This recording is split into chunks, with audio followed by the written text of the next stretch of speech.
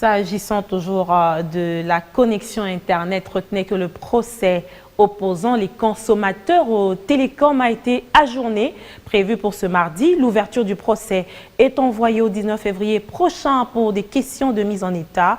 C'est ce qu'ont lâché les avocats de l'Union des consommateurs congolais, tandis que ceux des 4 télécoms accusés se sont refusés de tout commentaire. Salle d'audience du tribunal de commerce Gombe.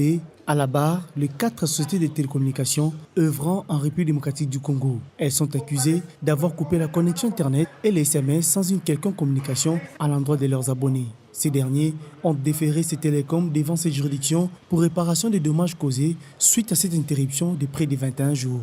À l'ouverture de l'audience, la partie demanderesse, après avoir présenté ses moyens de défense, plaide pour le respect des contrats sociaux entre ces sociétés spécialisées et leurs clients malgré la conjoncture politico-économique actuelle au pays. Estimons qu'il y a de plus en plus un mépris réel vis-à-vis du consommateur congolais et ces mépris exigent réparation. Ces entreprises sont des filiales des multinationales.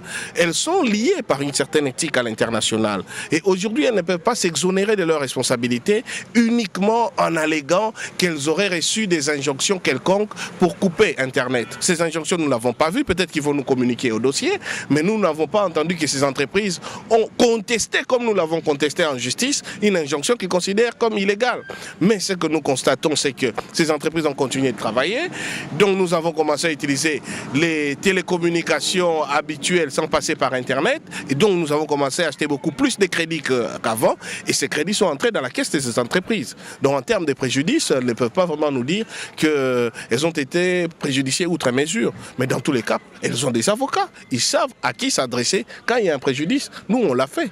Est-ce que vous avez entendu ces entreprises saisir la justice pour se plaindre d'avoir été préjudiciées? Des injonctions gouvernementales qui auraient motivé ces entreprises à se conformer à cette règle ont été rejetées en bloc par les plaignants qui qualifient d'illégale cette démarche entamée par ces sociétaires. Nous, on n'a pas signé de contrat avec le gouvernement pour avoir l'Internet.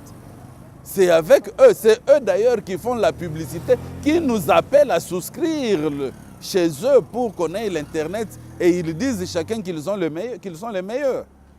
Quand ils nous convainquent, nous allons chez eux, nous ne voyons pas l'État derrière ça. À eux de respecter leur contrat. Et même si l'État intervenait, qu'est-ce qui leur a empêché de nous en informer?